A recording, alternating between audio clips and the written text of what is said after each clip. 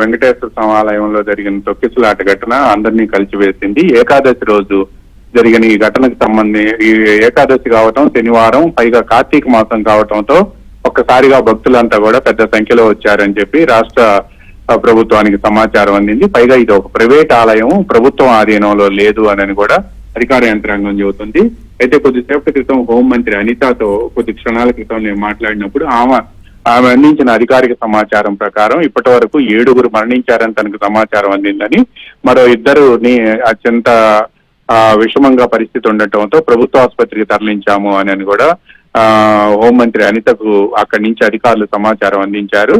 అయితే ఈ ఘటన జరగటం పట్ల ఆమె దిగ్భ్రాంతి వ్యక్తం చేశారు. అదేవిధంగా శ్రీకాకుళంలో ఉన్న మంత్రి అచ్చెన్నాయుడు హుటాహుటిన బయలుదేరి ఆ ప్రాంతానికి వెళ్లాల్సిందిగా ముఖ్యమంత్రి చంద్రబాబు నాయుడు ఆదేశించారు. కొద్దిసేపటి క్రితం అమరావతి నుంచి అనంతపురానికి వెళ్లిన ముఖ్యమంత్రి చంద్రబాబు నాయుడికి ఈ సమాచారం తెలియటంతో ఆయన వెంటనే శ్రీకాకుళం జిల్లా అధికారులతోనూ అదేవిధంగా అక్కడ ఉన్న మంత్రులు, ప్రజాప్రతినిధులతో కూడా మాట్లాడారు.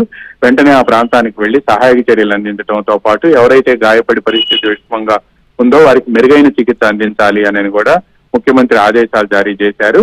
అయితే ఈ ఘటనకు సంబంధించిన సమాచారం ప్రాథమికంగా రాష్ట్ర హెడ్ క్వార్టర్స్ కి అందిన సమాచారం ప్రకారం అయితే నవీన్, మొత్తం ఆ దేవాలయంలో పైకి వెళ్లేందుకు అంటే 20 మెట్లు ఉన్నాయి. 20 మెట్లకు కూడా రైలింగ్ ఉంది. సహజంగా శనివారం కానీ, ఆదివారం కానీ, సెలవు దినాల్లో కానీ ప్రతి సెలవు దినంలో కూడా సుమారు 1000 మంది వరకు భక్తులు వస్తూ ఉంటారు అని చెప్పి కూడా అధికారులకు సమాచారం ఉంది. అయితే ఈ రోజు శనివారం, ఏకాదశి, కార్తీక మాసం కూడా కావటంతో పెద్ద ఎత్తున భక్తులు తరలి వచ్చారని, ఈ 20 మెట్ల మీద నుంచి వెళ్లేటప్పుడు రైలింగ్ ఊడిపడిపోవటంతో అక్కడ ఉన్న మహిళలంతా కూడా ఒక్కసారిగా కింద పడిపోయారు అని, ఆ కింద పడిపోయిన వాళ్ళ మీద వెనక నుంచి పక్క నుంచి ఉన్న వాళ్ళు కూడా అక్కడే వాళ్ళ మీద పడిపోవటంతో వాళ్ళు ఊపిరాడక మృతి చెంది ఉంటారు అనేది కొద్దిసేపటి క్రితం హోంమంత్రి అనిత చెప్పారు. ఈ మరణించిన వాళ్ళందరూ కూడా మహిళలేను అని కూడా హోంమంత్రి అనితకు అక్కడ ఉన్న పోలీసు అధికారులు సమాచారం అందించారు. అయితే రాష్ట్ర ప్రభుత్వం మాత్రం ఇందులో కొంతమంది ఊపిరాడక ఇబ్బందులకు గురవుతున్నారు, అంతేగాని అందరూ మరణించినట్టు కాదు అని చెప్పి కూడా ప్రభుత్వానికి సమాచారం అందింది. అయితే దీనిపై వెంటనే కన్ఫర్మ్ చేసుకునేందుకు కూడా అధికార యంత్రాంగం ప్రయత్నం చేస్తోంది.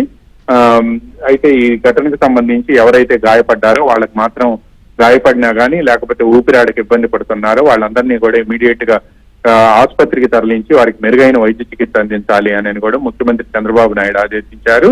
స్వయంగా అక్కడికి వెళ్లి ఘటనను క్షేత్రస్థాయిలో పరిశీలించడంతో పాటు సహాయక చర్యలను కూడా వెంటనే చేపట్టాలని, మృతుల కుటుంబాలకు సంతాపం తెలియజేయాలని కూడా ముఖ్యమంత్రి చంద్రబాబు నాయుడు వ్యవసాయ శాఖ మంత్రి అచ్చెన్నాయుడిని ఆదేశించారు. అధికార యంత్రాంగాన్ని కూడా హుటాహుటిన కాశీబుగ్గ బయలుదేరి వెళ్లాలి అని కూడా కోరారు.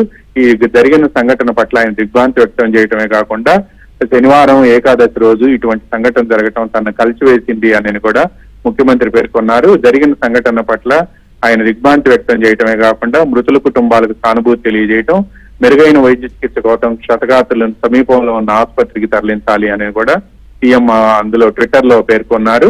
అదేవిధంగా హోంమంత్రి అనిత, వ్యవసాయ శాఖ మంత్రి అచ్చెన్నాయుడుతో పాటు దేవాదాయ శాఖ మంత్రి ఆనవ రామనారాయణ రెడ్డి కూడా అక్కడ ఉన్న దేవాదాయ శాఖ అధికారులను అడిగి సమాచారం తెలుసుకుంటున్నారు. జరిగిన సంఘటన పట్ల ఆయన విచారం వ్యక్తం చేశారు. అయితే ఈ కాశీబుగ్గ ఆలయం ప్రభుత్వ ఆధీనంలో లేకపోవటం ప్రైవేటు వ్యక్తుల ఆధీనంలో ఉంది అని కూడా అక్కడున్న అధికారులు మంత్రులకు సమాచారం అందించారు. దీనికి సంబంధించి పూర్తి స్థాయిలో ధృవీకరించుకునేందుకు కూడా అధికార యంత్రాంగం ప్రయత్నం చేస్తూ ఉంది. ప్రస్తుతం అక్కడ సహాయక చర్యలు కొనసాగుతున్నాయి. స్థానికంగా ఉన్న అధికార యంత్రాంగం కూడా ఆ ప్రాంతానికి వెళ్ళింది. మనం ఇప్పుడు ఏబిఎన్ స్క్రీన్ మీద మనం చూస్తూ ఉన్నాము. ఆ స్క్రీన్ లో ఏదైతే రైలింగ్ ఉందో ఆ రైలింగ్ ఒక్కసారిగా అంటే జనం ఎక్కువగా రావటంతో ఒక్కసారిగా ఆ రైలింగ్ 20 మెట్లు ఉన్నాయి. ఆ మెట్లకి ఈ రైలింగ్ ఉంది. అంటే జనం ఎక్కువ వస్తారని రైలింగ్ ఏర్పాటు చేసుకుంటారు అని చెప్పి కూడా అధికారులకు సమాచారం అందింది. ఈ రైలింగ్ ఒక్కసారిగా విరిగి పడిపోవటంతో ఆ పైన ఉన్న భక్తులు కింద ఉన్న వాళ్ళ మీద పడటంతో కింద ఉన్న వాళ్ళు ఊపిరాడకు మరణించి ఉంటారు అనేది కూడా అధికార యంత్రాంగం అంచనా వేస్తుంది.